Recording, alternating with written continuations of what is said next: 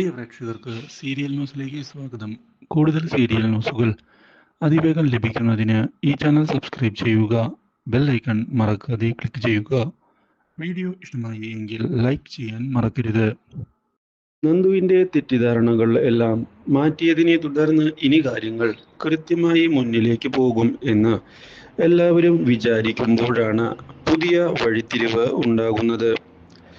വീട്ടുകാർ ആരും തന്നെ ഇപ്പോൾ നന്ദയെ അംഗീകരിക്കാൻ തയ്യാറാകുന്നില്ല. അവൾ മനഃപൂർവ്വമാണ് ഇതൊക്കെ ചെയ്തത്.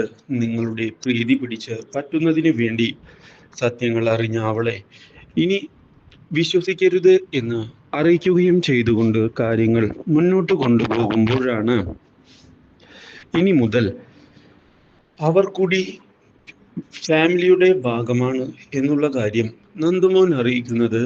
ഗൗരിയും നന്ദ അമ്മയും ഇവിടെ തന്നെ വേണം എന്നുള്ള കാര്യം അറിയിച്ചതിനെ തുടർന്ന് ഗൗതമാകെ ഞെട്ടിപ്പോയിരിക്കുകയാണ്. ഒരിക്കലും ഇങ്ങനെയൊരു വഴിത്തിരിവ് ഗൗതം പ്രതീക്ഷിച്ചതല്ല.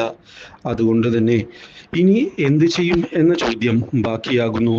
ഒരിക്കലും ഇങ്ങനെ ഒക്കെ സംഭവിക്കും എന്ന് ഗൗതം കരുതിയതല്ല. ഇതേ തുടർന്ന് പിങ്കിയെ ചെന്ന് കാണുന്ന നന്ദുമോൻ തൻ്റെ ആവശ്യം അറിയിക്കുകയാണ്. ഗൗരിയെയും അമ്മയെയും ഇവിടേക്ക് വിളിച്ചു കൊണ്ടുവരണം.